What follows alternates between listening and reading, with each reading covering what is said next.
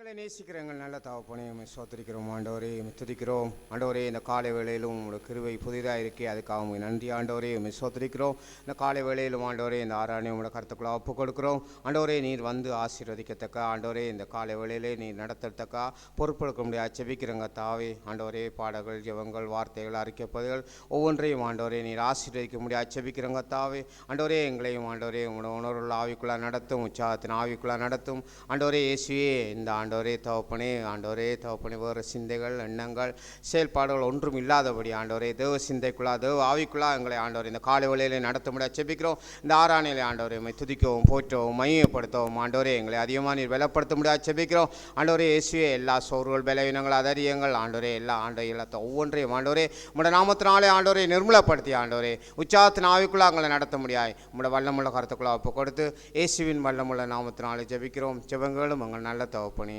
ஆமென். கிறிஸ்தவ ஐக்கிய கீதங்கள் பாடப்புத்தகத்திலே 33வது பாடல், பாடலன் 33. ஆனந்தமாய் நாமே ஆட்பரிப்போமே, அருமையாய் இயேசு நமக்களித்த அளவில்லா கிருபை பெரிதல்லவோ என்றான பாடல்.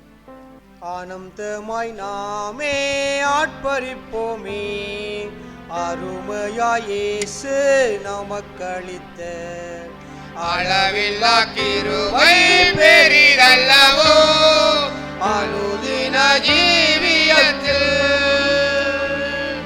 ஆத்துமமே என் முழு உள்ளமே உண்மை புததே மலையை சோத்தாரி பங்கிடுதே என் உள்ளத்திலே பேரன்பின் பெரு வல்லமே. அல்லேலூயா பங்கிடுதே என் உள்ளத்திலே பேரன்பின் பெரு வல்லமே. கருணையால் இதுவரை கைவிடாமலே கண்மணி போலம்மை காத்தாரே. கவலைகள் நீக்கே கண்ணீர் துடைத்தார், கருத்துடன் பாடிடுவோம். ஆத்துமமே என் முழு உள்ளமே உன்னை துணதே மலையை சோத்தாரி பங்கிடுதே என் உள்ளத்திலே பேரன்பின் பெரு வல்லமே.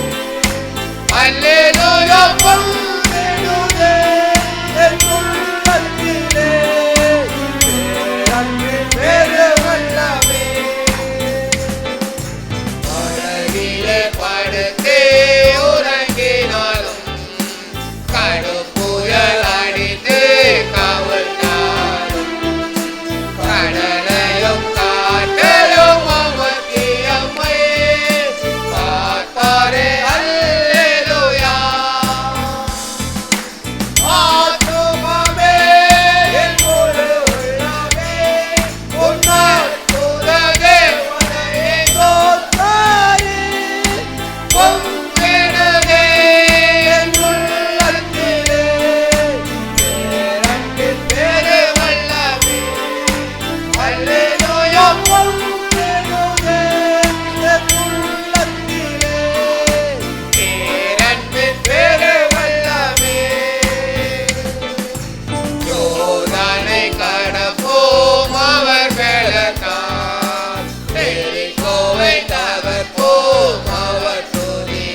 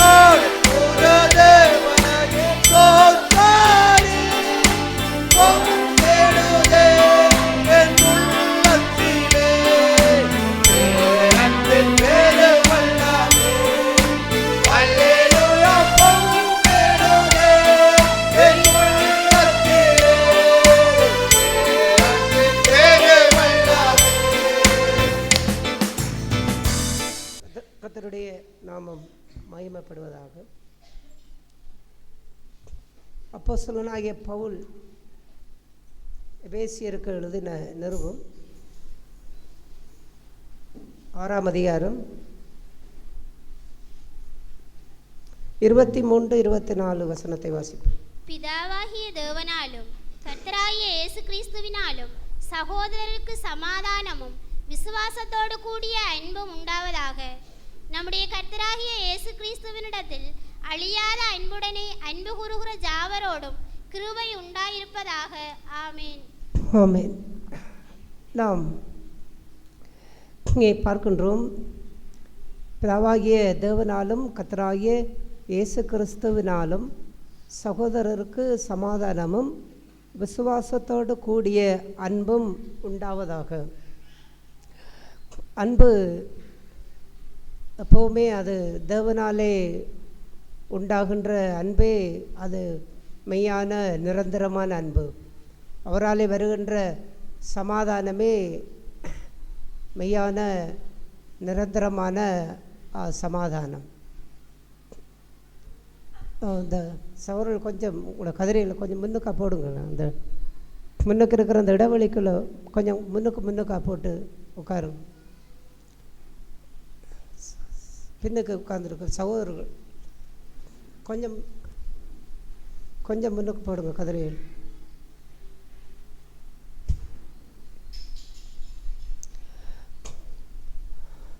ஏனென்றால் அன்பு மனுஷனிடத்திலிருந்து அன்பு மனுஷனிடத்திலிருந்து சமாதானம் வருகின்றது. உலகம் கொடுக்கின்ற பிரகாரமான அன்பு, அதாவது நீ நம்மை நேசித்தால் நாம் அவர்களை நேசிப்போம், நம்மை நன்மை செய்தால் நாம் அவர்களுக்கு நன்மை செய்வோம், நம்மை மன்னித்தால் நாம் அவர்களை மன்னிப்போம், இல்லாவிட்டால் நமக்கு அவர்கள் ஐக்கியமாக இருந்தால் நாம் அவர்களோடு ஐக்கியமாக இருப்போம். அவ்வாறு கொடுக்கின்ற அன்பு அது உலகம் கொடுக்கின்ற அன்பு, உலகம் கொடுக்கின்ற சமாதானம்.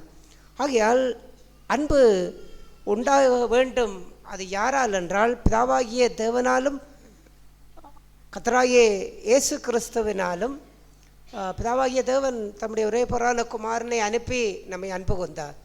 இயேசு இந்த பூமியிலே நம்மை அன்பு கூர்ந்து தம்மே பலியாக நமக்கு ஒப்பு கொடுத்து அவர் நம்மை அன்பு கூர்ந்தார். இவர்களாலே உருவாகின்ற அன்பு, அப்படிப்பட்ட அன்பை குறித்து தான் அவர் இவ்வாறு சொல்லுகின்றார். மற்றபடி உங்களுக்கு நமக்கு வருகின்ற அன்பு, இந்த உலகத்தால் வருகின்ற அன்பு எல்லாம் அது போலியான அன்பு, அது நிலைத்திருக்காத அன்பு, அது அங்கே ஒன்றை எதிர்பார்த்து செய்கின்ற அன்பு.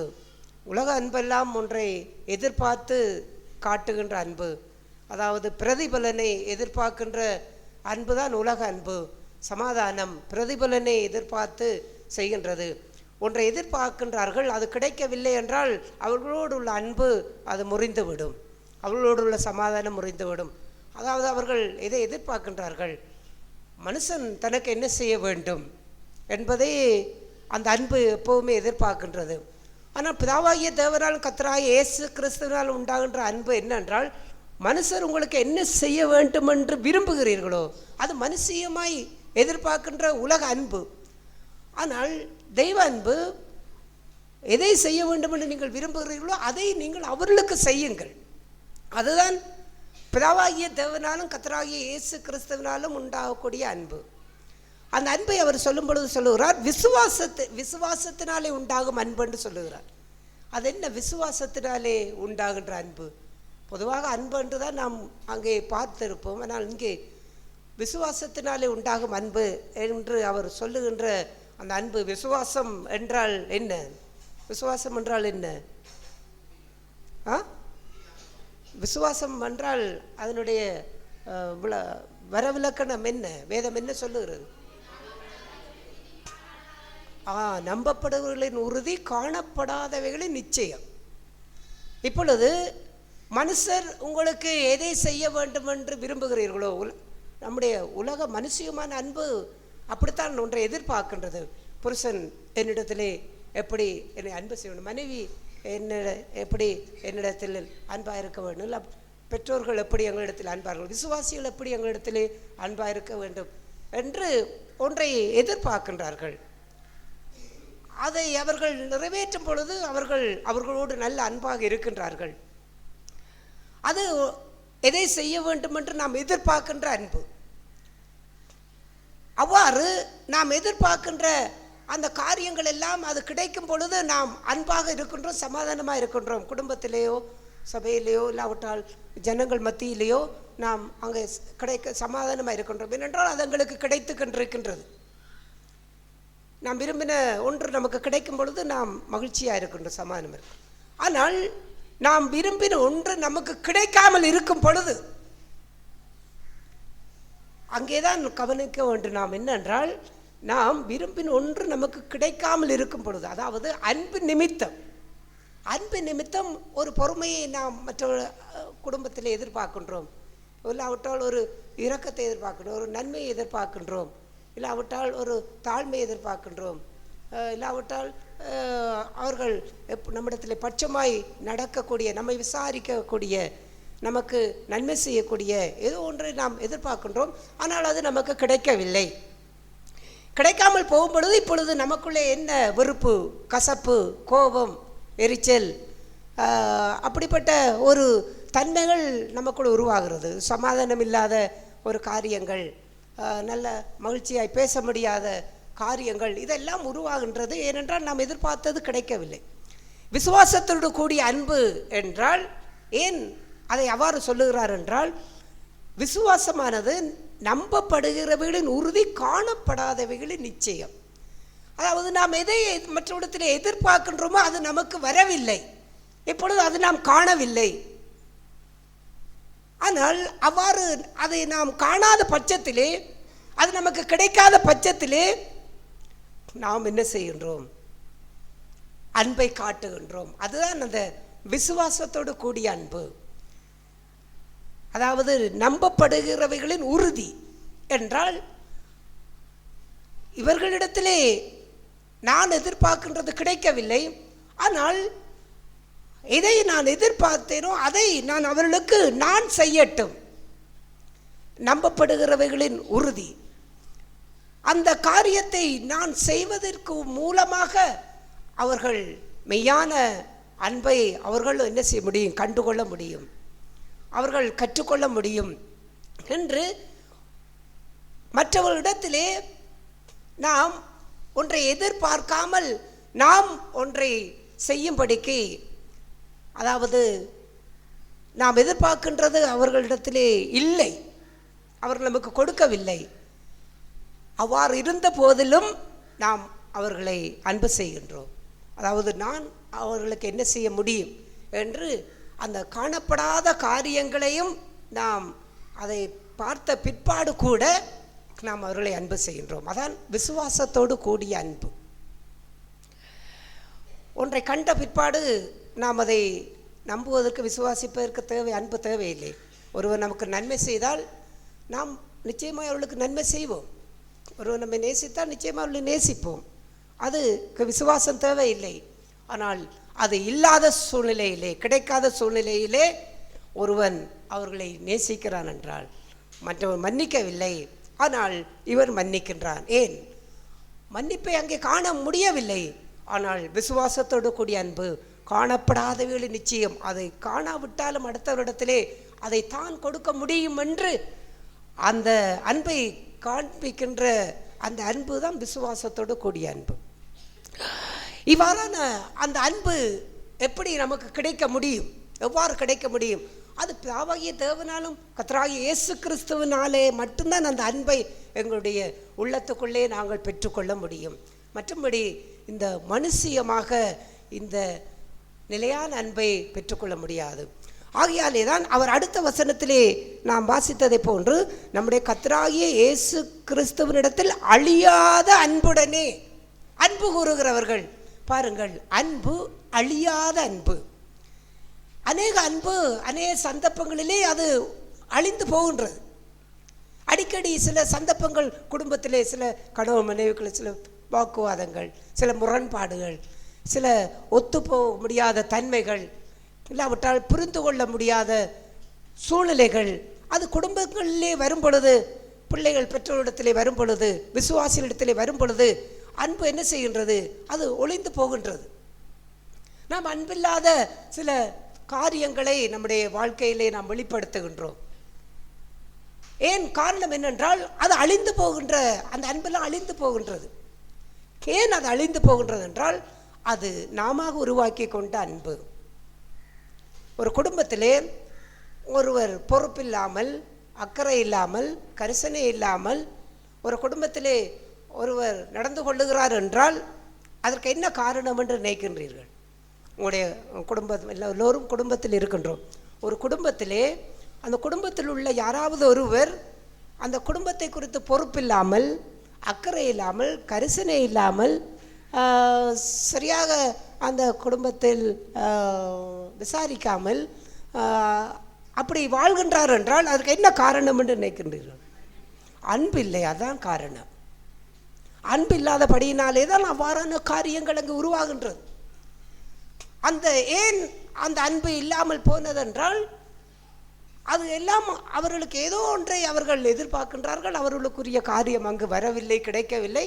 ஆகையாலே அவர்கள் தங்களுக்குரிய காரியங்களை தாங்கள் பார்த்து கொள்ளும்படிக்கு அவர்கள் தங்களுடைய வழிகளை அவர்கள் சிந்தித்து கொண்டு போகும் பொழுதுதான் இந்த மனுஷியமான இப்படிப்பட்ட அன்புகள் எல்லாம் ஒளிந்து போகின்றது. கணவன் மனைவிக்குள்ளே அன்பு ஒளிந்து போய் அங்கே ஒரு அக்கறையே இல்லாமல், கரிசனே இல்லாமல் தானும் தண்டபாடும் என்று போகுது. பிள்ளைகள் பெற்றோருக்கு இடையில் இருக்கக்கூடிய அந்த அன்பு இல்லாமல், பெற்றோர்கள் அவர்களை குறித்து ஒரு கரிசனையுமே இல்லை, ஒரு அக்கறையுமே இல்லை. இல்லாவிட்டால் பிள்ளைகளை குறித்து ஒரு கரிசனையும் ஒரு அக்கறையுமே இல்லாமல் அப்படியே ஏதோ குடும்பம் ஏதோ வாழ்கின்றோம் என்று போகின்ற இதெல்லாம் அன்பு இல்லாத சூழ்நிலைகள் தான். ஒரு காலத்தில் இருந்திருக்கும் அன்பு. ஆனால் அந்த அன்பு பிள்ளைகள் பிறந்தவுடன் அதிகமாக அந்த பிள்ளைகளை பாசமாக இருப்பார்கள், அன்பாக இருப்பார்கள். ஆனால் இந்த பிள்ளைகள் வளர்ந்து வளர்ந்து வளர்ந்து அப்படி வரும் பொழுது சிலருடைய அன்பு எல்லாம் அப்படியே அது குறைந்து குறைந்து குறைந்து அப்படியே போய்விடும். ஏனென்றால் அந்த அன்பெல்லாம் அது மனுஷியம், அது மனுஷியத்திலே வந்த அன்பு தான். ஆனால் ஒளிந்து போகாத அன்பு, அழிந்து போகாத அன்பு கர்த்தராகிய இயேசு கிறிஸ்துவினிடத்தில் அழியாத அன்பு. இந்த அழியாத அன்பிலே அன்பு கூறுகிறவர்கள் யார் அந்த அன்பை தங்களுடைய வாழ்க்கையிலே வைத்திருக்க முடியும்? அழியாத அன்பு அது தாங்களாக உருவாக்கி கொண்ட அன்பல்ல, உலகத்தால் வரக்கூடிய அன்பல்ல, தேவனாயிரும் இயேசு கிறிஸ்துவனிடத்திலிருந்து அவர்கள் பெற்றுக்கொண்ட அன்பு. இந்த அன்பை தங்களுடைய வாழ்க்கையிலே பாதுகாத்து கொள்ளுகிறவர்களுடைய வாழ்விலே தான் அன்பு அழியாது, அன்பு ஒளிந்து போகாதென்று அப்போஸ்தலனாகிய பவுல் 1 கொரிந்தியர் 13ஆம் அதிகாரத்திலே சொன்னார். எல்லாம் ஒளிந்து போகும், அன்பு ஒழியாது. ஏன் அன்பு ஒழியாது என்றால் அந்த அன்பு பிதாவினிடத்திலிருந்து பெற்றுக்கொண்ட அன்பு, இயேசு கிறிஸ்துவனிடத்திலே பெற்றுக்கொண்ட அன்பு. இந்த அன்பிலே வாழ்கின்றவர்கள், இந்த அன்பிலே நடக்கின்றவர்கள் ஒருவரோடு ஒருவர் எப்படி இருப்பார்கள்? அன்பு கூறுகிறவர்களாக இருப்பார்கள். அதைத்தான் அவர் சொல்லுகின்றார். அழியாத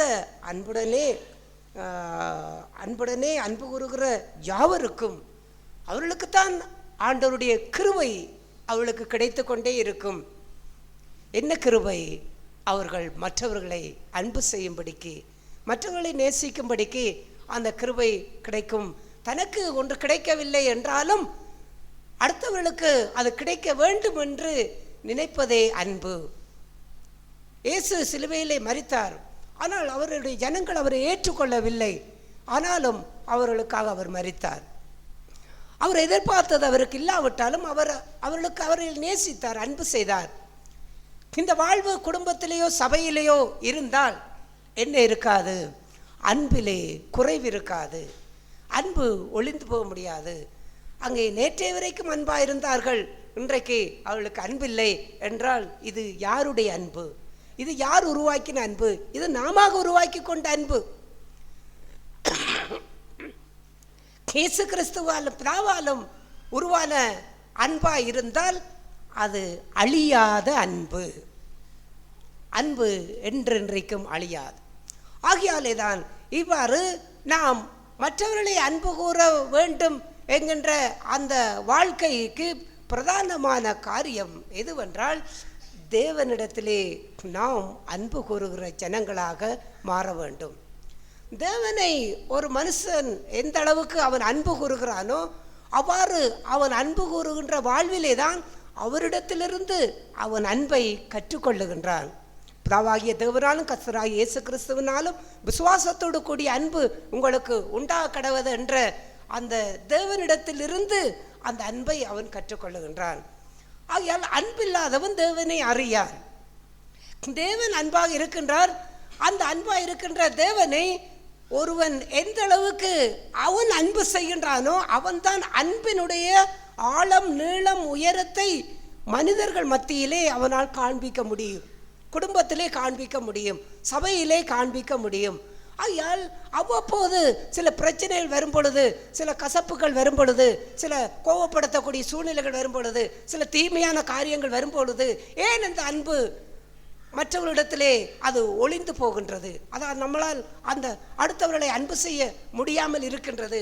காரணம் என்னென்றால் தேவனிடத்தில் இருக்கக்கூடிய நம்முடைய அன்பிலே குறைவு வரும் பொழுதுதான் மற்றவரிடத்தோடு உள்ள அன்பிலே நமக்கு குறைவு உண்டாக ஆரம்பிக்கின்றது. நாம் மத்தேயு எழுதின சுவிசேஷத்திலே ஆண்டவர் இவ்வாறு சொன்னார். மத்தேயு எழுதின சுவிசேஷம் 24ஆம் அதிகாரம். மத்தேயு எழுதின சுவிசேஷம்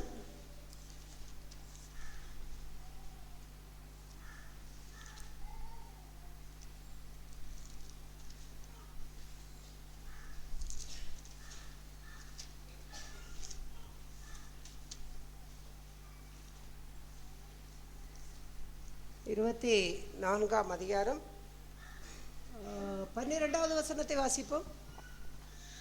22ஆம் அதிகாரம் 12வது வசனம். அக்கிரமம் மிகுதியாவதனால் அநேகருடைய அன்பு தணிந்து போகும். இங்கே சொன்னார் ஆண்டவர், அன்பு தணிந்து போகும். அன்பு தணிந்து போவதற்குரிய பிரதான காரணம் என்ன என்று சொன்னார் என்றால் அக்கிரமம். அக்கிரமம் மிகுதியாவதனாலே அன்பு தணிந்து போகும் என்ற அந்த வார்த்தையை நாம் மனுஷரிடத்தில் இருக்கிற அன்பு தணிந்து போகும் என்று அவ்வாறு நாம் சிந்திக்க முடியாது. ஏனென்றால் மனுஷரிடத்தில் உள்ள அன்பு ஏற்கனவே தணிந்து விட்டது. அதை அவர் சொல்லும் பொழுது, ஆண்டவர் சொல்லும் பொழுது அந்த 9வது வசனத்திலிருந்து வாசிப்போம். அப்பொழுது உங்களை உபத்திரவங்களுக்கு ஒப்பு கொடுத்து உங்களை கொலை செய்வார்கள். என் நாமத்தின் நிமித்தம் நீங்கள் சகல ஜனங்களாலும் பகைக்கப்படுவீர்கள். அப்பொழுது அநேகர் இடரலடைந்து ஒருவரையொருவர் காட்டி கொடுத்து ஒருவரையொருவர் பகைப்பார்கள். இப்பொழுது மனுஷரில் உள்ள அன்பு இப்போது என்ன செய்து விட்டது? அது குறைந்து விட்டது, இல்லாமல் போய்விட்டது. ஏனென்றால் இந்த உபத்திரவங்களை காணும் பொழுது, இந்த பகைக்கப்படக்கூடிய சூழ்நிலைகள் வரும் பொழுது, துன்பப்படக்கூடிய சூழ்நிலைகள் வரும் பொழுது என்ன செய்கின்றார்கள்? அநேகர் இடரலடைந்து, அன்பிலே இடரலடைந்து ஒருவர் காட்டி கொடுத்து ஒருவர் பகைத்து, இவ்வாறு அன்பில்லாத ஒரு சூழல் வாழ்வை தங்களுக்குள்ளே உருவாக்கி கொள்ளுகின்றார்கள். ஆகையால் எப்போதுமே ஒரு அக்கிரமத்துக்குரிய காரியங்கள் நமக்கு நேரிடும் பொழுது, யாராவது நமக்கு ஒரு அக்கிரமமான ஒரு காரியத்தை செய்யும் பொழுது, தீமையான காரியத்தை செய்யும் பொழுது, இல்லாவிட்டால் நமக்கு ஏதோ ஒரு விதத்திலே நம்மை அவமானப்படுத்தும்படிக்கு, ஏதோ ஒரு நஷ்டத்தை கொடுக்கும்படிக்கு, அவ்வாறு அவர்கள் நம்மை கோபப்படுத்தும்படிக்கு நடந்து கொள்ளும் பொழுது இந்த காரியங்களினாலே நாம் என்ன செய்கின்றோம்? இடரல் அடைகின்றோம், அன்பிலே இடரல் அடைகின்றோம். அவ்வாறு நல்ல அன்பாக இருப்போம், நல்ல அன்பாக நடந்து கொள்ளுவோம். ஆனால் யாராவது நமக்கு பிடிக்காத ஒன்றை செய்து விட்டார்கள் என்று சொன்னால் நாம் அந்த அன்பிலே இடரல் அடைந்து விடுகின்றோம். அது இடரலடைந்து இப்பொழுது நாம் என்ன செய்கின்றோம்? அவர்களை காட்டி கொடுத்து அவர்களை பகைக்கின்ற அந்த வாழ்க்கைக்குள்ளே நாம் போகின்றோம். அவ்வாறு போகும் பொழுது அதற்கு என்ன காரணம் என்கிறதான் ஆண்டவர் இயேசு, அதாவது கடைசி நாட்களிலே அவர் கடைசி தன்னுடைய வருகை குறித்து சொல்லும் பொழுது இந்த காரியங்களை குறித்து ஆண்டவர் பேசினார். இவ்வாறு ஒருவரை காட்டி கொடுத்து ஒருவரை பகைத்து இவ்வாறு போகின்றார்கள். ஏனென்றால் அந்த அக்கிரமம் மிகுதியாக மிகுதியாக அநேகருடைய அன்பு தணிந்து போய்கொண்டே இருக்கும். எந்த அன்பு தணிந்து போகும்? மனுஷரில் உள்ள அன்பு இப்பொழுது இடர்கள் அடைந்து பகைத்து விட்டார்கள். இங்கே தணிந்து போகும் என்று எந்த அன்பை சொன்னார்? தேவன் மேல் கொண்டுள்ள அன்பு. தேவன் மேல் கொண்டுள்ள அன்பு ஒரு மனுஷனுடைய வாழ்க்கையிலே அது தனிய ஆரம்பிக்கும் பொழுது அந்த வாழ்வை தான் அடுத்தவர்களோடு உள்ள அந்த அன்பிலே அவர்களுக்கு விரிசல் உண்டாகின்றது. அது குடும்பம், கணவன் மனைவியாக இருக்கலாம், விசுவாசிகளாக இருக்கலாம், இல்லாவிட்டால் குடும்ப உறவுகளாக இருக்கலாம், வெளியில் உள்ள உறவுகளாக இருக்கலாம். எந்த ஒரு உறவிலும் எந்த ஒரு வாழ்க்கையிலும் ஒரு அன்பிலே விரிசல் உண்டாவதற்கு காரணம் என்னென்றால் அங்கே என்ன அக்கிரமம் நடந்தது என்பது காரியம் இல்லை. அதற்கு நிறைய பேர் அவர் தான் விளக்கம் சொல்லுவார். என்னை இப்படி பேசினார்கள், என்னை பார்த்து இப்படி சொன்னார்கள், என்னுடைய பெற்றோரை பார்த்து இவ்வாறு கதைத்து விட்டார்கள், இவ்வாறு அவமானப்படுத்தி விட்டார்கள், இல்லாவிட்டால் எனக்கு தொழிலிலே இவ்வாறு நஷ்டத்தை உண்டு பண்ணி விட்டார்கள், என்னுடைய பணத்தை ஏமாற்றி விட்டார்கள் என்று பல காரணங்களை அங்கே சொல்லுகின்றார். ஆகையாலே தான் நான் அவளோடு பேசுகிறதில்லை, ஆகையாலே தான் அவளோடு நான் சந்தோஷமாக இருப்பதில்லை, ஆகையால் அவர்களை நான் மன்னிக்கவில்லை, ஆகையால் என்னால் அவர்களோடு அங்கே அன்பாய் ஒற்றுமையாய் இருக்க முடியவில்லை என்று காரணம் சொல்லுவார்கள். அதெல்லாம் அக்கிரமத்துக்குரிய காரியங்களாக இருக்கலாம், அக்கிரமம் நடந்திருக்கலாம். ஆனால் அக்கிரமம் எப்படித்தான் நடக்கலாம், எந்த மனுஷன் மூலமாகவும் நடக்கலாம். ஆனால் அது காரியம் இல்லை. ஆனால் ஆண்டவர் எச்சரித்த காரியம் என்னென்றால், இந்த அக்கிரமங்கள் எல்லாம் வரும்பொழுது மனுஷன் என்ன செய்கின்றான்? அவன் இந்த அக்கிரமங்களை பார்க்க ஆரம்பிக்கின்றான், அக்கிரமங்களை செய்கின்ற மனுஷரை பார்க்க ஆரம்பிக்கின்றான். ஆகையாலே தான் அங்கே துன்பப்படுத்தும் பொழுது, பயக்கும் பொழுது அநேகர் இடர்லடைந்து காட்டி கொடுத்து அவர்களை பகைக்க ஆரம்பிக்கின்றார்கள், தங்களை பகைக்கிறவர்களை பகைக்க ஆரம்பிக்கின்றார்கள், தங்களை வெறுக்கிறவர்களை காட்டி கொடுக்க ஆரம்பிக்கின்றார்கள், குறை சொல்ல ஆரம்பிக்கின்றார்கள். அடுத்தவுடைய நிர்வாணங்கள் காட்டி கொடுப்பது என்றால் என்ன? யூதாஸ் இயேசுவை காட்டி கொடுத்தான், அது வேற. இங்கே காட்டி கொடுப்பது என்றால் என்ன? ஒருவருடைய தவறை இன்னொருவருக்கு போய் சொல்லுவது, அது காட்டி கொடுப்பது. மற்றபடி ஏதோ அங்கே சட்ட ரீதியாக ஏதோ ஒரு கொலை குற்றத்திலேயோ இல்லாவற்றால் குற்றவாளியை போய் காட்டி கொடுப்பது தான் காட்டி கொடுப்பதல்ல. ஒருவனுடைய நிர்வாணத்தை, ஒருவனுடைய பலவீனத்தை, ஒருவனுடைய தவறை, அது மனைவியாய் குறித்து இருக்கலாம், கணவனாக இருக்கலாம், பிள்ளைகள் பெற்றோருடைய காரியம் இருக்கலாம், விசுவாசிகளுடைய காரியம் இருக்கலாம், அவிசுவாசிகளுடைய காரியங்களாக கூட இருக்கலாம். அதை இன்னொரு மனுஷனுக்கு அதை வெளிப்படுத்துவது, அவனை காட்டி கொடுப்பது. இவன் இப்படிப்பட்டவன், இந்த சகோதரி இப்படிப்பட்டவள், என்னுடைய பெற்றோர் இப்படிப்பட்டவர்கள், என்னுடைய மனைவி இப்படிப்பட்டவள், என்னுடைய கணவன் இப்படிப்பட்டவன் என்று தெரியாத ஒரு மனுஷனுக்கு இயேசு ஆரென்று தெரியவில்லை. அதையும் யூதாஸ் இவர் தான் முத்தமிடுகிறவரான் அவர் என்று சொன்னதை போன்று என்னுடைய மனைவி இப்படிப்பட்டவள் தான், என்னுடைய கணவன் இப்படிப்பட்டவள் தான், உங்களுக்கு தெரியாதா என்று அவர்களுக்கு தெரியாத ஒன்றை அடுத்தவர்களுக்கு போய் சொல்லுவதான் காட்டி கொடுப்பது. இதெல்லாம் எது நிமித்தம் வருகின்றது? அன்பிலே இடரல் உண்டாகின்ற வாழ்வு. அங்கே அன்பில்லாத சூழ்நிலைகள் தான் இப்படிப்பட்ட காரியங்கள் எல்லாம் உருவாக்குகின்றது. ஆகையால் அதை ஆண்டவர் எச்சரிக்கும் போதுதான் சொன்னார், இதெல்லாம் ஏன் வருகின்றது, ஏன் பகைக்கின்றார்கள், நல்லா இருக்கின்ற இடத்திலே ஏன் திடீரென்று ஒரு கசப்பு உருவாகி ஒரு பிரிவு உண்டாகின்றது, நல்ல ஒற்றுமையா இருப்பார்கள், ஆனால் ஏன் திடீரென்று அங்கே ஒரு விரிசல் உண்டாகிவிட்டது? ஏன்? காரணம் என்னென்றால் அங்கே அன்பிலே இடரல் வந்துவிட்டது. அந்த இடரல் வந்ததற்கு என்ன காரணம்? ஆண்டவர் அதை சொல்லும் பொழுது அங்கே அந்த 10வது வசனத்திலே சொல்லுகிறார், அநேகர் இடரல் அடைந்து இப்படியெல்லாம் காட்டி கொடுத்து இப்படியெல்லாம் செய்வார்கள். ஆனால் அப்படிப்பட்ட அந்த காரியங்களிலே இந்த வாழ்வெல்லாம் ஏன் வருகின்றது? இந்த அன்பிலே ஏன் இப்படியெல்லாம் காரியங்கள் வருகின்றது? அன்பு இவர்களுக்கு முதலாவது தேவனிடத்திலிருந்து தனிய ஆரம்பித்து விட்டது. தேவனை அன்பு கூறுகின்ற அந்த வாழ்விலே இவர்களுக்கு தனிவு, அதாவது தனிவென்று சொல்லும் பொழுது என்ன, இந்த லைட்டு நல்ல பவராக இந்த கரண்ட் முழுவதும் வரும்பொழுது இது நல்லா எரிகின்றது, டிம்மிலே வந்தால் இது கொஞ்சம் இதனுடைய பவர் அருவாசி மங்கிவிடும், அவ்வாறு மங்கிவிடும். ஆனால் அது இன்னும் கொஞ்சம் நேரத்தால் கரண்ட் இல்லை என்றால் லைட்டு முற்றமாக அடைந்து விடும். மங்குவது என்பது அப்படி கொஞ்சம் கொஞ்சமாக குறைவது.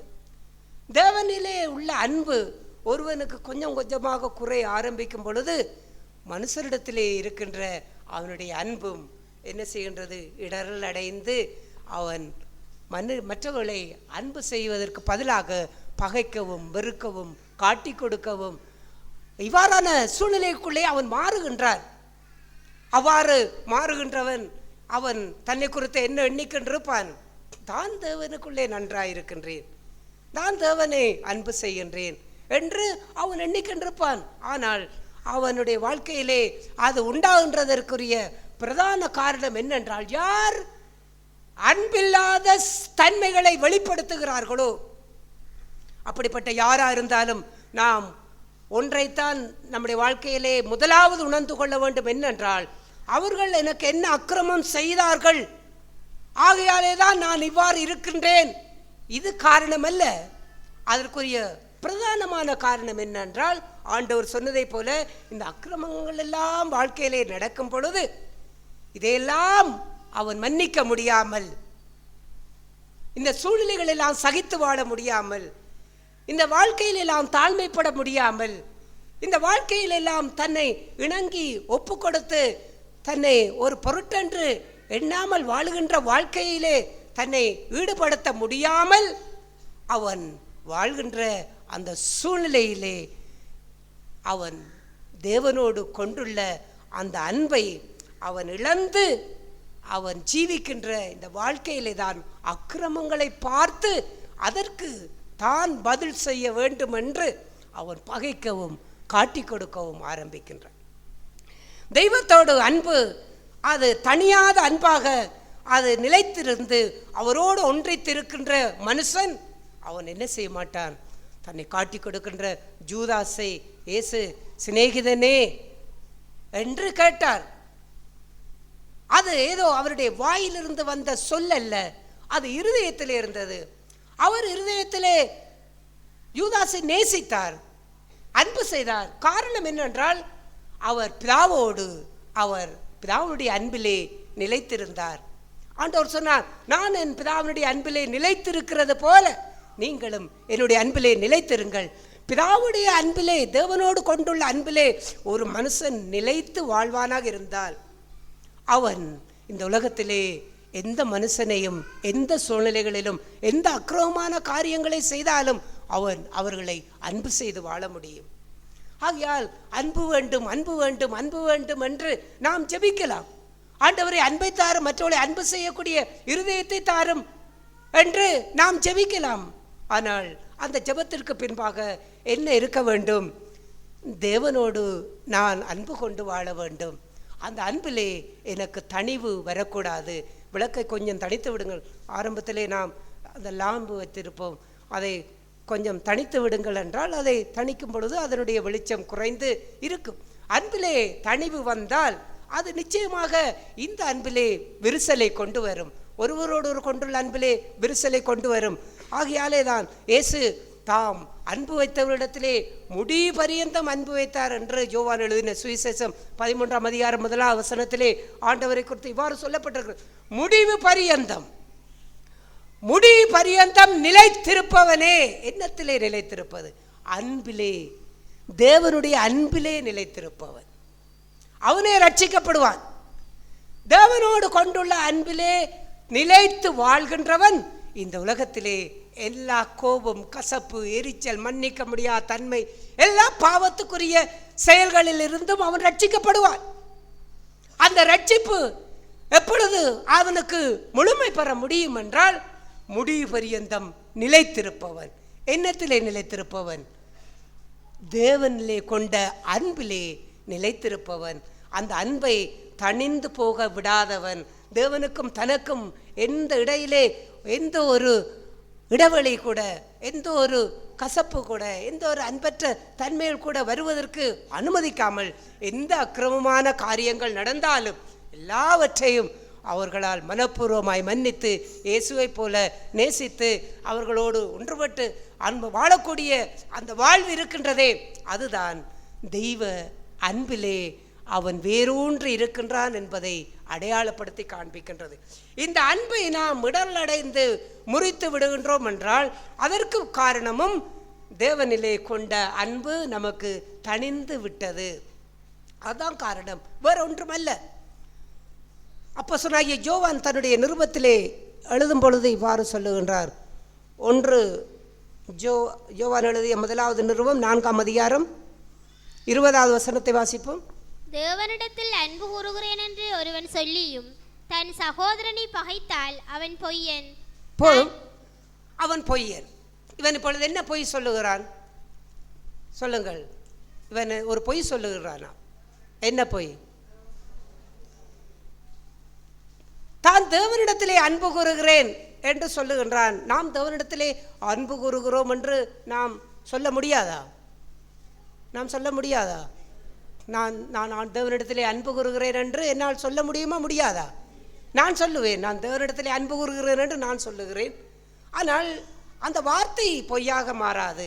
மாறாக எப்பொழுது அந்த வார்த்தை பொய்யாக மாறும் என்றால், தேவனிடத்திலே அன்பு கூறுகிறேன் என்று நான் சொல்லிக்கொண்டு என் சகோதரனையோ சகோதரியையோ இல்லாவிட்டால் எந்த மனுஷனையோ அவர்கள் எனக்கு செய்த ஏதாவது ஒரு அக்கிரமமான காரியங்களின் நிமித்தம் அதை மன்னிக்காமல், அவளோடு பேசாமல், அவளோடு கசப்பை வைத்துக்கொண்டு, எரிச்சலை வைத்துக்கொண்டு, ஒரு விரோதத்தை வைத்துக்கொண்டு, ஒரு பிரிவை வைத்துக்கொண்டு அவர்களை வெட்கப்படுத்தும்படிக்கு, அவர்களை மனநோக செய்யும்படிக்கு நான் நடந்து கொள்வேனாக இருந்தால், இப்பொழுதுதான் நான் உண்மையான மனுஷனா பொய்யான மனுஷனா என்பதை அப்போஸ்தலனாகிய யோவான் காண்பிக்கின்றார். ஆகையால் நான் இப்பொழுது பொய் சொல்லுகின்றேன்.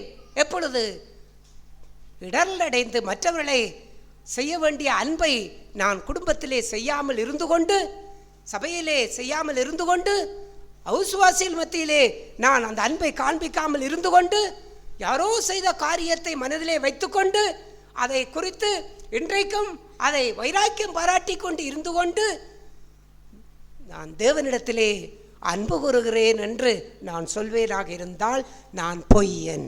நான் பொய் சொல்லுகிறேன். ஏன் பொய் சொல்லுகிறேன் என்றால், தேவனிடத்தில் அன்பு கூறுகிறவன் மற்றொரு இடத்திலும் என்ன செய்வான்?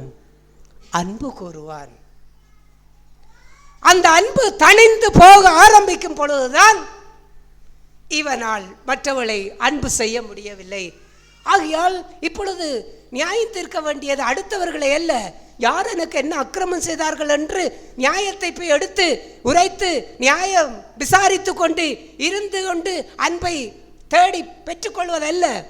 நியாயம் இழந்தாலும் இவர்கள் தேவனோடு கொண்டுள்ள அந்த அன்பை தணிந்து விடாதபடிக்கு கர்த்தரோடு தங்கள் உரையை வைத்துக்கொண்டு இந்த அக்கிரமங்கள் எல்லாம் மன்னித்து சகித்து பொறுமையாக இருந்து மனத்தாழ்மையாக இருந்து இதெல்லாம் ஏற்றுக்கொண்டு அவர்களை ஏற்றுக்கொள்ளுகிறார்களே, அவன்தான் உண்மை உள்ள மனுஷன்.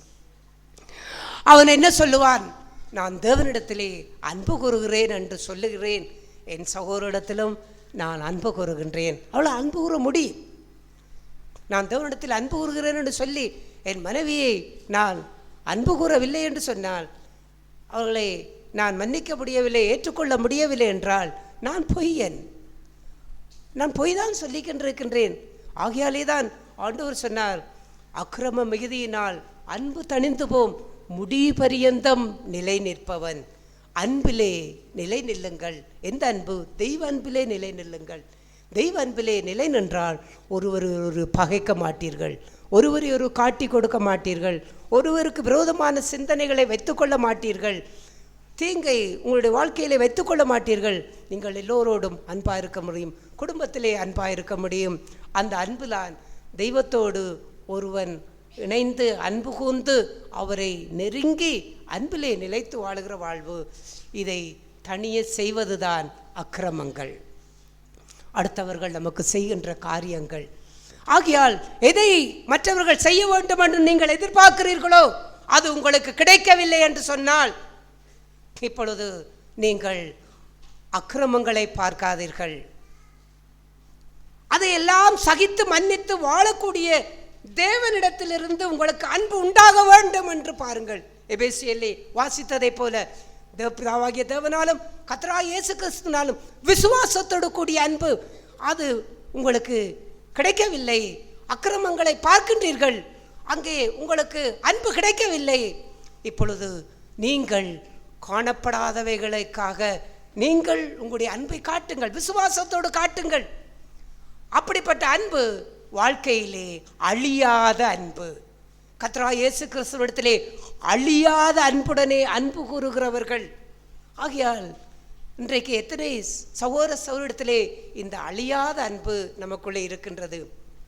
சிலர் சின்ன விஷயத்துக்கும் உடனே மனம் புண்பட்டு, உடனே கோவப்பட்டு, உடனே அவர்களை தூரமாய் வைத்து விடுகின்றார்கள். குடும்பத்திலே இருக்கலாம், சபையிலே இருக்கலாம், வெளியில் இருக்கலாம். ஒரு சின்ன விஷயத்துக்கு கூட, இந்த சின்ன விஷயத்தை கூட அன்பு செய்ய முடியவில்லை என்று சொன்னால், கடைசி காலத்தை குறித்து ஆண்டவர் சொன்னார், என் நாமத்து நிமித்தம் எல்லாராலும் பகைக்கப்படுவீர்கள்.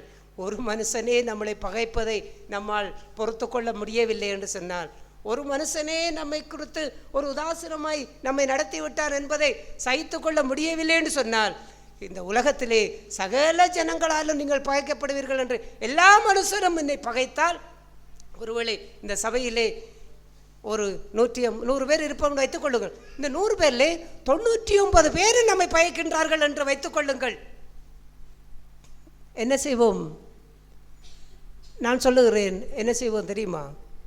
என்ன செய்வோம்? சபைக்கு வராமலே போய்விடுவோம், வேற எங்கேயாவது போய்விடுவோம். அதுதான் உலகத்திலே மனுஷன் தனக்கு தேடிக்கொள்கிற சமாதானம். அது நாம் தேடிக்கிற சமாதானம். ஆனால் ஆண்டவர் என்ன சொன்னார்? சகல ஜனங்களாலும் பகைக்கப்பட்டாலும் இடர்லடையாமல் நீங்கள் நிலைத்திருக்க வேண்டிய அன்பு தேவனோடு. அந்த அன்பிலே நீங்கள் நிலைத்திருந்தால் யார் பகைத்தாலும் நீங்கள் என்ன செய்ய மாட்டீர்கள்? பகைக்க மாட்டீர்கள். நீங்கள் காட்டி கொடுக்க மாட்டீர்கள். நீங்கள் அடுத்தவர்களுக்கு போய் அந்த சகோதரன் எனக்கு இப்படி செய்து விட்டார், இந்த சகோதரி எனக்கு இப்படி செய்து விட்டார். எத்தனை நம்முடைய விசுவாசிகளை குறித்து எத்தனை பேரிடத்திலே நீங்கள் பேசுகின்றீர்கள்? உங்களை ஆராய்ந்து பாருங்கள். விசுவாசிகளை பற்றி விசுவாசிகளிடத்தில், அவிசுவாசிகளிடத்திலே கூட விசுவாசிகளை பற்றி நீங்கள் அவருடைய தவறை சொல்லி பேசுகிறீர்களா? காட்டி கொடுக்கின்றோம். என்ன காரணம்? அன்பில்லை. எங்கே அன்பில்லை? இங்கே அன்பில்லை என்று சொல்லுவதை விட தேவனோடு நமக்கு அன்பில்லை. தேவனுடைய அன்பிலே நாம் ஒன்றித்து வாழவில்லை. அந்த அன்பிலே தணிவு வந்து விட்டது, குறைவு வந்து விட்டது. அது வந்தபடியினாலே தான் நாம் இப்படியெல்லாம் செய்து கொண்டிருக்கின்றோம்.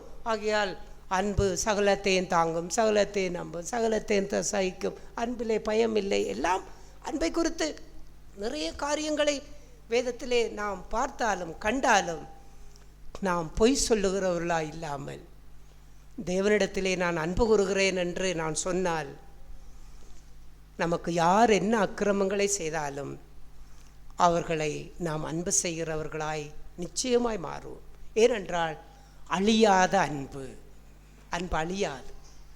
நம்முடைய அன்பு அழியக்கூடாது. குடும்பத்தில் இருக்கலாம், எந்த இடத்திலும் இருக்கலாம், அன்பு அழியக்கூடாது. அந்த அன்பு அழிந்தால் தேவனோடு எனக்கு அன்பில்லை என்பதுதான் அதுக்குரிய காரணம். ஆகையால் நாம் இந்த கடைசி காலங்களிலே அக்கிரமம் மிகுதியாகின்ற வாழ்க்கையிலே தேவனோடு கொண்டுள்ள அன்பை தணிந்து போக விடக்கூடாது. அன்பு இல்லாததான் எல்லா பாவத்துக்கும் காரணம். பாலியத்துக்குரிய இச்சைகளுக்கு கூட தேவனோடு கொண்டுள்ள அன்பு இல்லாததான் காரணம். ஏனென்றால் தேவனோடு கொண்டுள்ள அன்பு நமக்குள் இருந்தால் அந்த அன்பு என்ன செய்யும்? அங்கே அப்போஸ்தலனாகிய பவுல் சொல்லுவதை போல, முதிர் வயதுள்ளவர்களை தாயை போலவும் பாலிய ஸ்திரீகளை சகோதரிகளைப் போலவும் பாவித்து புத்தி சொல் என்று சொல்லுவதைப் போல, என்னுடைய சொந்த சகோதரியை நான் இச்சிக்க மாட்டேன், என்னுடைய சொந்த தாயை நான் இச்சிக்க மாட்டேன், நம்முடைய சொந்த சகோதரங்களை நாம் இச்சிக்க மாட்டோம்.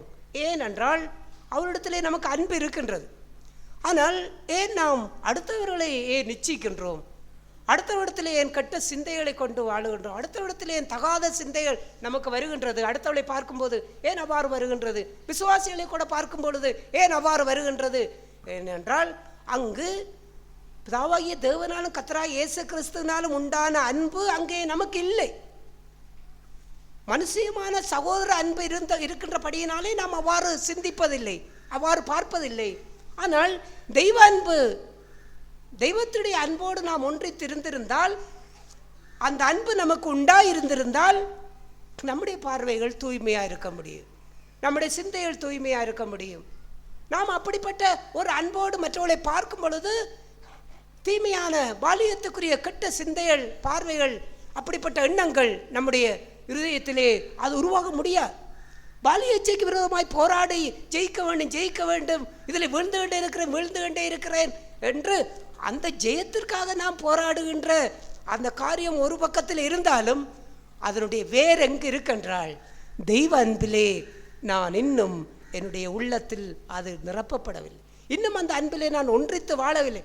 ஆகையாலே தான் அந்த அன்பு எனக்கு உண்டாக இருக்காத படியினாலே தான் நாம் இப்படியெல்லாம் நம்முடைய பார்வைகள் எல்லாம் வித்தியாசமாக இருக்கின்றது. அங்கே இடர் அடைந்து நாம் நடந்து கொள்ளுகின்றோம். ஆகையால் ரட்சிப்பு, எல்லா காரியத்திலிருந்தும் ரட்சிப்பு முடிவு பரியந்தம் தெய்வத்தோடு கொண்டுள்ள அந்த அன்பிலே நிலைத்து வாழுகின்றவன் அவன், தேவன் அவனுக்கு அன்பை கொடுப்பார். அந்த அன்பினாலே அவர் எல்லோரையும் அன்பு கூர்ந்து வாழக்கூடிய வாழ்க்கைக்குள்ளே நடத்தப்படுவான். அப்பொழுது அவன் பாவத்திலிருந்து முற்றும் ரட்சிப்பு என்கின்ற அந்த வாழ்க்கைக்குள்ளே கடந்து செல்லுவான். ஆகையால் நாம் முதலாவது ஆண்டவரை அன்பு கூர்ந்து வாழுவோம். அந்த அன்பிலே தணிவு உண்டாகாதபடிக்கு காத்து கொள்ளுவோம்.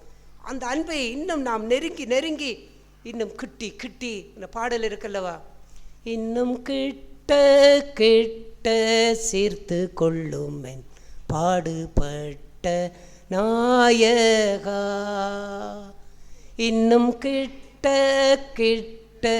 சேர்த்து கொள்ளுமே ஜீவன் தந்த ரட்சகா.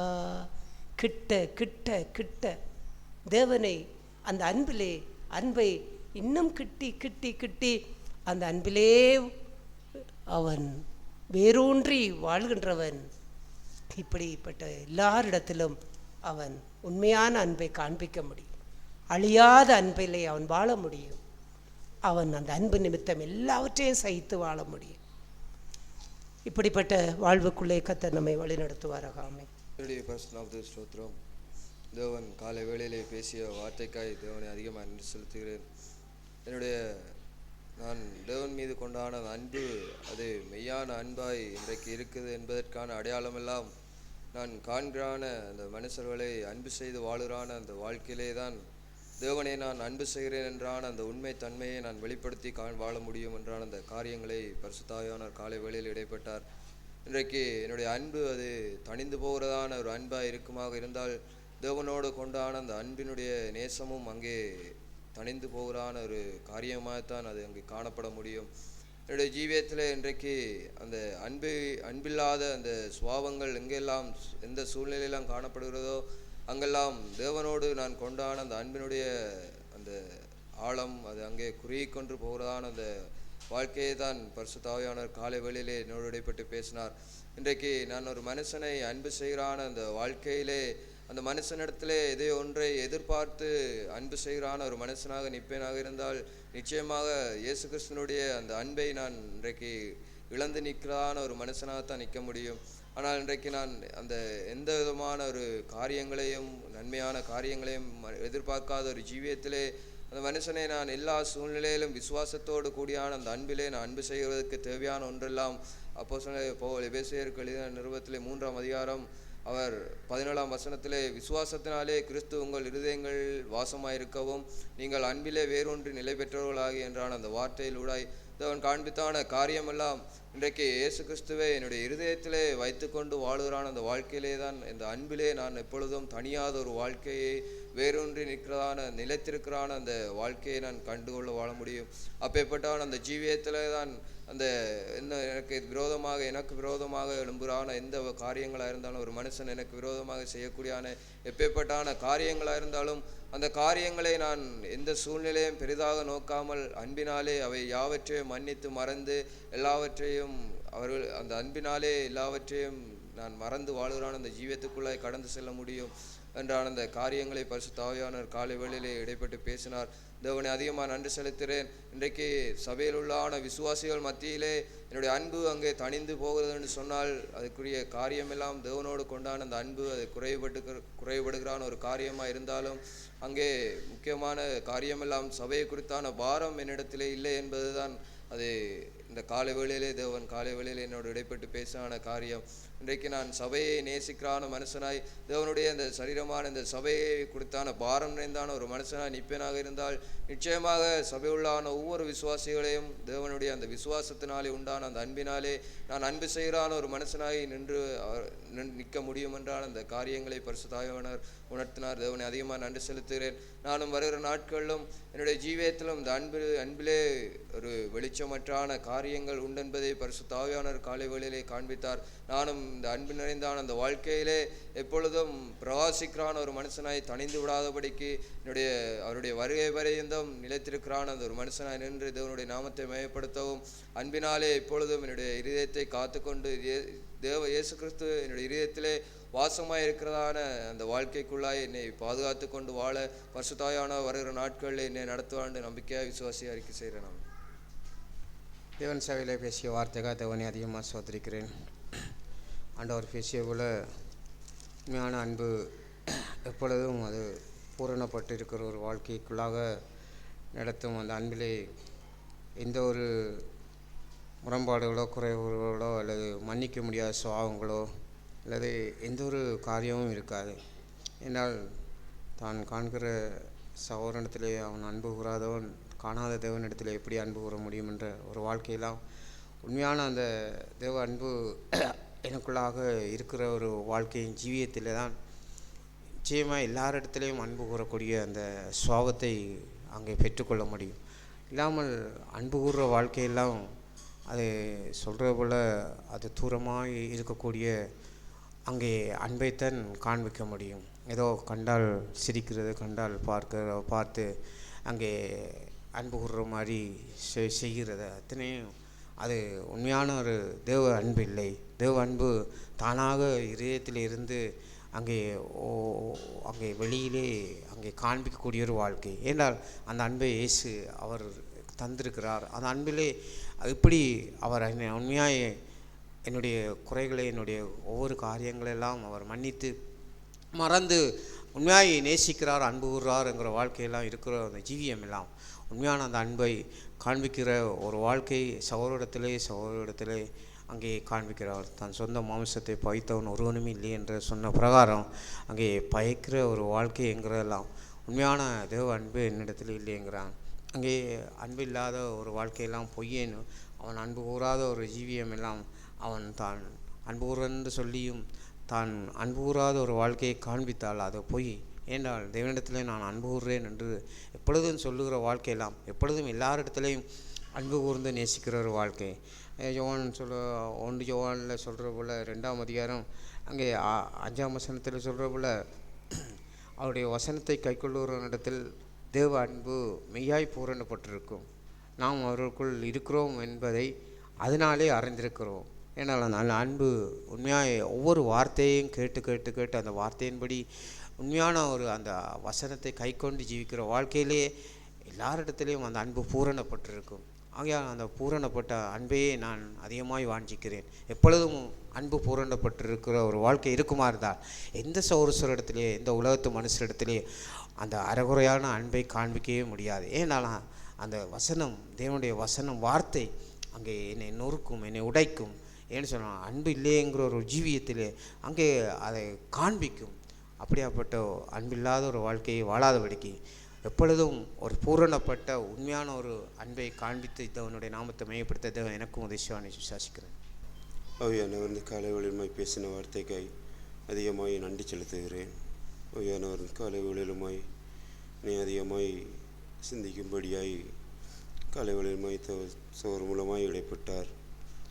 தேவனிடத்தில் அன்பு குறைந்ததை குறித்து தேவனிடத்தில் அன்பில்லாதவன் இந்த பூமியிலே எப்படியாப்பட்ட காரியங்களை நடப்பிப்பான் என்பதை குறித்து சோர் மூலமாய் இடைப்பட்டார். என் வாழ்க்கையில் அநேகமான காரியங்களை நான் தேவனுக்கு முன்பாய் தேவனுக்கும் எனக்கு உள்ளான உறவை அது குறைந்ததை இந்த வேளையிலுமாய் நான் கண்டு கொண்டேன். எப்போதெல்லாம் என்னுடைய காரியங்கள் தேவனுக்கும் எனக்கும்லான அன்பு எவ்வளத்துக்குள்ளாய் குறைந்து என்னுடைய காரியங்கள் இந்த பூமியிலே நடப்பிக்கிற காரியங்கள் அனைத்தும் எல்லாமே அன்பில்லாத காரியங்களாய் மாறிவிடுகிறதை நான் என் வாழ்க்கையிலே நான் நாட்களுமாய் கண்டு கொண்டிருந்தேன். இந்த வேளையிலுமாய் நான் அதிகமாய் இந்த தேவனுடைய சமூகத்திலே நான் மன்னிப்பு கேட்கிறேன். எப்போதுமே நான் தேவனிடத்தில் நான் அதிகமாய் அன்பை கொண்டவனாய் தேவனை பற்றி கொண்டான விசுவாசத்திலும் அன்பிலும் நிலைத்திருந்து எப்போதுமே தேவனுக்கும் எனக்கும் உள்ளான உறவை நான் பற்றி கொண்டு வாழத்தக்கதாகவே எந்த வேளையிலும் ஒரு தீர்மானத்தை எடுக்கும்படியாக ஆண்டவர் இந்த நேரத்தையும் எனக்கு தந்ததுக்காக இதற்கு நன்றி செலுத்துகிறேன். எப்போதுமே நான் எந்த சூழ்நிலையிலும் இந்த பூமியிலே யாரையும் நான் பகைக்கவோ அன்பு கூறாமல் ஒரு முறுமுறுத்து அவருடைய காரியங்களை ஏனோதான் என்ற ஒரு மாய்மாலம் உள்ளான அன்பிலே இந்த பூமியிலே வாழாதபடி எப்போதும் தேவனுக்கென்று வாழுகிற நான் எப்போதும் உண்மை உள்ளவனாய் மாய்மாலமற்ற வாழ்க்கை வாழ்ந்த தேவனுக்கு உண்மையான இதயத்தை ஒப்புக்கொடுத்து சமர்ப்பித்து என் வாழ்க்கை முழுவதுமாய் தேவனுக்கு ஒரு உண்மையுள்ள வாழ்க்கையை வாழ்ந்து நான் வாழும் காலம் முழுவதும் தேவனுக்கென்று என் வாழ்க்கையை அர்ப்பணித்து முழுவதுமாய் தேவன் எனக்கு எதை சொல்லுகிறாரோ, எதை நடப்பிக்கிறாரோ, எதை காண்பிக்கிறாரோ அதை மாத்திரம் செயல்படுத்தி இந்த பூமியிலே எப்போதும் நிரந்தரமுள்ள வாழ்க்கையை வாழ்ந்து தேவனுக்கென்று எப்போதும் நிரந்தரமான வாழ்க்கையை வாழ்ந்து இந்த பூமியில் அழிந்து போகிற வாழ்க்கையை நான் விட்டு தேவனுக்கென்று என் வாழ்க்கை முழுவதுமாய் அர்ப்பணித்து முழுவதுமாய் தேவனுக்கென்று வாழ்வேன்னு சொல்லி இந்த சபையில் நம்பிக்கை அறிக்கிறேன். ஆவியானவர் தான் உதயசுவராகும். தேவன் சபையிலே கொடுத்த மேலான அவருடைய வாழ்க்கைக்காய் நான் தேவனை அதிகமாக ஸ்தோத்தரிக்கிறேன். என்னுடைய அன்பு மெய்யான அன்பா இல்லை மனுஷிகமான அன்பா இல்லை தேவனுடைய மெய்யான அன்பாக கண்டுகொள்வதற்கு நான் ஈஸியான ஒரு வழி.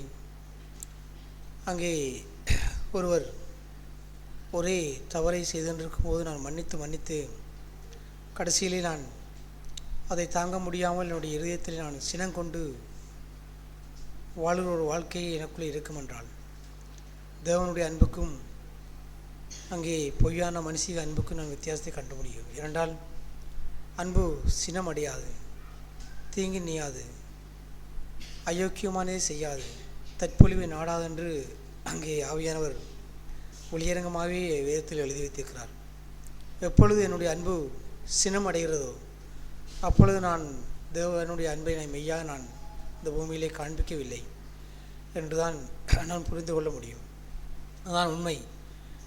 நிச்சயம் அந்த சினமடைகிற அன்பை விட்டு மெய்யான அன்பை சகலத்தையும் தாங்கி சகலத்தையும் நம்பி சகலத்தையும் பொறுத்துக்கொள்கிற அந்த இருதயத்தை நான் வாஞ்சிக்கிறேன். நிச்சயம் கர்த்தருக்கு உதவியாக நம்புகிறேன், விசுவாசிக்கிறேன், அறிக்கை செய்கிறேன். அறிக்கையை காத்துக்கொள்ள கர்த்தர் உதவி சொல்லலாம். தேவனுடைய நாம ஸ்தோத்திரம். தேவன் காலைகளிலே பேசிய வார்த்தை என்னை மிகவும் உற்சாகப்படுத்தியது.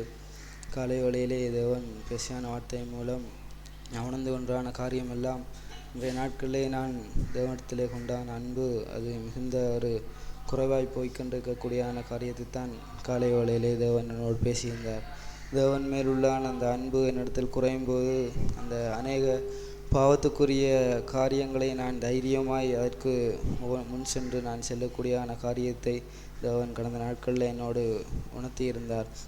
தெரியாத ஒன்றை அடுத்தவர்களுக்கு சொல்லும் பொழுது அதை தேவன் நாட்களிலே அந்த யூதாசை போல நீயும் காட்டி கொடுக்கிறான் அந்த காரியத்தை போல தான் எனக்கு தேவன் என்னை உணர்த்தியிருந்தார்.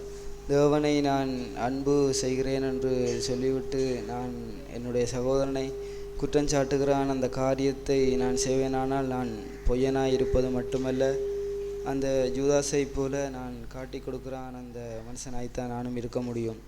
தேவன் என்னில் எந்த அளவுக்கு தேவன் என்னை அன்பாயிருந்தார், ஆனால் நான் அவர் கொடுத்தால் அந்த அன்புக்கு நான் மறுத்தரம் என்ன செய்கிறேன் என்பதை கொடுத்து தேவன் பேசியிருந்தார்.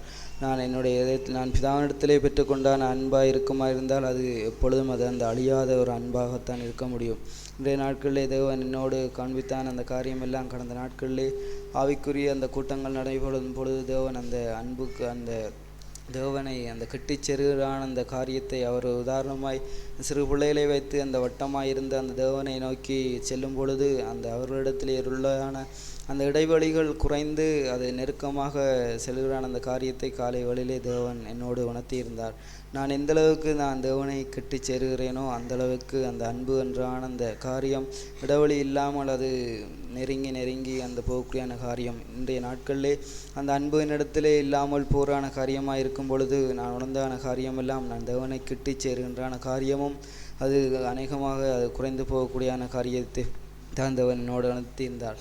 ஆனால் என்னுடைய தேவனை நான் காட்டி கொடுக்கிறான். அந்த வழியில் தேவன் என்னுடைய பாவத்தை சுமந்து அவர் என்னுடைய நிர்வாணத்தை மறைத்து அவருடைய அந்த அன்பென்ற ஆடையால் அவர் என்னை மூடி அவர் நிர்வாணமாய் சிலுவையில் எனக்காக இரத்தம் சிந்தின அந்த அன்பு தான் அவர் பிதாவினிடத்திலே பெற்றுக்கொண்டான அந்த அன்பு. நானும் இந்த நாட்களிலே தேவனிடத்திலே மனம் வந்துகிறேன். வருகின்றான நாட்களிலும் தேவன் என்னையும் அவருடைய அந்த பாதையிலே, அதாவது எபேசியரிலே சொல்லப்படுகிற போல கிறிஸ்து நமக்காக தம்மை தேவனுக்கு சுகந்த வாசனையான காணிக்கையாகவும் பலியாகவும் ஒப்பு கொடுத்து நம்மில் அன்பு கூர்ந்தது போல நீங்களும் அன்பிலே நடந்து கொள்ளுங்கள் என்பதைப் போல ஒன்றான நாட்களிலும் நான் எவ்வாறு அந்த சுகந்த வாசனையாக தேவனுக்கு நான் ஒப்பு கொடுத்து நான் நடந்து கொள்கிறான காரியத்தையும் எவ்வாறு நடந்து கொண்டு ஒன்றான நாட்களிலும் தேவன் எனக்கு பலனை தந்து ஒன்றான நாட்களிலும் அவருடைய பாதையிலே நான் அந்த பூரணத்தை நோக்கி செல்லக்கூடியான காரியத்திலே என்னையும் அவர் பலனை தந்து முடிவு புரிந்து என்னை நடத்துவார் என்று விசுவாசத்தோடு அறிக்கை செய்கிறேன். அறிக்கையை காத்துக்கொள்ள தேவன் தான் உதவி செய்வாராம். கர்த்தருடைய பரிசுநாமம் எப்படிதா ஆண்டவர் காலை வேளையிலே பேசிய வார்த்தை அதிகமாக என்னையும் இங்கே உணர்த்தியது. தேவனை அதிகமாக ஸ்தோத்தரிக்கிறேன். என்னுடைய ஜீவியத்திலும் இங்கே அநேகரிடத்திலே எனக்கு இருக்கக்கூடியதான அந்த அன்பு அது குறைந்திருக்கிறதை நான் இந்த காலை வேளையிலே உணர்ந்தேன். நானும் அதற்குரிய காரணத்தை தேடிய போதெல்லாம் தேவனிடத்திலே இருக்கக்கூடிய அன்பு அதிகமாய் குறைந்திருப்பதை நான் உணர்கிறேன். இருப்பினும் தேவனிடத்திலே நான் அன்பு கொள்ளக்கூடியவனாய் நான் முயற்சிக்கிறேன், வாஞ்சிக்கிறேன். ஒரு நாட்களிலே பரிசுத்த ஆவியானவர் அந்த அன்பை தந்து என்னை சரியான வழியிலே நடத்தி அநேகரிடத்திலே அந்த அன்பை அங்கே விதைக்கும்படிக்கு எனக்கு உதவி செய்வார்னு நம்பிக்கை அறிக்கை செய்கிறேன். அறிக்கையை காத்துக்கொள்ள தேவன் தான் உதவி செய்கிறாங்க. ஆண்டவரை நான் ஸ்தோத்தரிக்கிறேன். தேவனுக்கு முன்பாக 2 காரியங்களை நான் அறிக்கை செய்யும்படியாக நான் வாஞ்சிக்கிறேன். முதலாவது காரியம், நேற்று இரவு நானும் என் மனைவி பசங்கள் எல்லாம் தேவ சமூகத்தில் அமர்ந்து ஆராதிக்கும் போது மத்தேயு 24ஆம் அதிகாரம் அதெடுத்து மனைவி தான் வாசித்தா. அதில் இந்த காரியங்களை குறித்து நாங்கள் பேசும்போது தேவ ஆவியானவர் நாள் இடைப்பட்டதுக்காக நான் ஸ்தோத்தரிக்கிறேன். அது மட்டும் இல்லாமல் கடந்த 3 நாள் கூட்டம், அதில் தேவ ஆவியானவர் என்னோடு பேசின சில காரியங்கள், அதாவது புதன்கிழமை 2வது ஆராதனை டைமில் இரவு 8 இருக்கும். தேவ ஆவியானவர் இந்த இடத்துல தேவ மகிமையால் இறங்கியிருந்ததை நான் உணரத்தக்கதாக கர்த்தர் கிருபை செஞ்சார். என்னன்னு சொன்னால், நான் அந்த ஊருக்கு வரும்போது கர்த்தர் என்னோடு பேசின அநேக காரியங்கள் உண்டு. அந்த ஊரை குறித்து, சபையை குறித்து, ஆண்டவரை வைத்திருந்த திட்டம்ங்கிற காரியத்துக்காக நான் ஸ்தோத்தரிக்கிறேன். இந்த இடத்துல ஜோர்ஜ் மத்தேயு எங்கள் சகோதரரும் மற்ற சகோதரரும் இங்கிலீஷில் தமிழில் டிரான்ஸ்லேஷன் பண்ணி இந்த இடத்துல ஆராதிக்கும்போது தேவ வசனத்தை சொல்லும்போது இயேசு கிறிஸ்து வந்து இருக்கும்போது யோவான் ஸ்நானனுடைய சீசர்கள் 2 பேர் இயேசுகிட்ட வந்து கேட்குறாங்க, நீங்கள் எங்கே இருக்கிறீங்கன்ட்டு. வந்து பாரும் என்று சொன்ன அந்த காரியம், அதாவது அதில் அவர் சொல்லிக்கிட்டு இருக்கும்போது இதனால் நிறைய சுவிசேஷர்கள் நிறைய டேக்ஸ் அதெல்லாம் கொடுத்து ஊழியங்கள் செஞ்சு கொண்டு இருக்கிறாங்க. அவருடைய வாழ்க்கை எப்படி இருக்கிறத அந்த காரியத்தை அவர் சொல்லும்போது எனக்கு காண்பித்த அந்த காரியமும், அதாவது பின்னுக்கு இருக்க அந்த பேனரும் அந்த ஊழியர்கள் 2 பேரும் அந்த இடத்துல பிரசங்கி இருக்க அந்த காரியத்தையும் நான் அந்த ஊருக்கு வரதுக்கு முன்னுக்கே ஆண்டவர் காண்பித்த அந்த காரியத்தையும் அன்னைக்கு நிறைவேற்றி அதை வெளிப்படுத்தின தயவுக்காக நான் ஸ்தோத்தரிக்கிறேன். அது மட்டும் இல்லாமல் அன்றைக்கி நான் காணும்போது இந்த இடத்துல மகிமையான தூதர்களும் அவருடைய பிரசனமும் இந்த இடத்துல இறங்கியிருந்ததை அநேகர் கண்டார்களாக நான் அறியேன். ஆனால் கர்த்தர் அந்த கிருபை எனக்கு தந்ததுக்காக நான் ஸ்தோத்தரிக்கிறேன். இந்த நாளிலும் இந்த நான் அறிக்கை செய்யும்படியாக நான் நிறைய போராடினேன். நான் சொல்வது சரியா பிள்ளையா எனக்கு தெரியாது. ஆனால் கர்த்தர் பேச வைத்ததுக்காக நான் நன்றி செலுத்துகிறேன். நான் ஸ்தோத்திரம். நாட்களில் இங்கே என்னையும் திருப்திப்படுத்தும்படியாக தேவன் அழியாத அன்பை குறித்து, இயேசு கிறிஸ்துவனிடத்திலிருந்து வரக்கூடியான அந்த அழியாத அன்பை குறித்து தேவன் சபையிலே பேசியிருக்கிறார். இன்றைக்கு நானும் குறைவுள்ள மனுஷனாக நிற்கிறேன். அன்பென்ற சுபாவத்திலே நானும் என்னுடைய குடும்ப வாழ்க்கையிலும் கூட மிகவும் பின்தங்கிய ஒரு மனுஷனாக நிற்கிறேன். இங்கே விசுவாசிகள் மத்தியிலும் கூட கடந்த நாட்களிலும் இங்கே ஒரு சில காரியங்களிலே இங்கே அவர்கள் எனக்கு அந்த அன்பை செலுத்த வேண்டும் என்கிறதான, அவர்கள் என்னிடத்தில் வந்து கேட்க வேண்டும் என்கிறதான மன்னிப்பு, அந்த சுபாவத்தை உடைய மனுஷனாக நானும் இருந்திருக்கிறேன். நாட்களில் தேவன் என்னை உணர்வடையும்படியாக நாட்களில் பேசிய வார்த்தை என்னுடைய இருதயத்திலும் இங்கே என்னுடைய கசப்புகள், என்னுடைய வைராக்கியங்கள் நீங்கும்படியாக இங்கே மற்றவர்கள் எனக்கு செலுத்த வேண்டும் என்று விரும்புகிறதை நான் அவர்களுக்கு செலுத்தக்கூடியான அந்த ஒரு ஆவியை நாட்களில் தேவன் சபையிலே பேசியிருக்கிறார். இங்கே என்னை குறித்த காரியங்களிலே நானும் கடந்த நாட்களிலே இங்கே பேர்பட்ட காரியங்களிலே பெருமையுள்ள ஒரு மனுஷனாக இங்கே இருந்த நிலையை நாட்களில் தேவன் காட்டினார். நானும் எல்லாவற்றிலும் தாழ்மையோடும் இங்கே மன்னிக்கிற மனப்பான்மையிலே நான் இங்கே முந்திக் கொள்ளக்கூடிய ஒரு மனுஷனாய், அன்பு செலுத்துகிற மனப்பான்மையிலே நான் மற்றவர்களுக்கு இங்கே முந்திக் கொள்ளக்கூடிய ஒரு ஜீவியத்திலும் வளரும்போது இங்கே இயேசு கிறிஸ்துவிடத்திலிருந்து அழியாத அன்பை நானும் சுதந்திரித்துக் கொள்வதற்கு எதுவாக என்னுடைய வாழ்க்கையில் தேவன் அங்கே செய்வார் என்கிறான் அந்த ஒரு உணர்வை இனிமேல் நாட்களிலும் நான் உணர்ந்தவனாய் தேவ சமூகத்திலே வாழ வாஞ்சிக்கிறேன். அந்த அறிக்கையை காத்துக்கொள்ள தேவனுக்கு உதவி செய்வாராக. ஆமென்.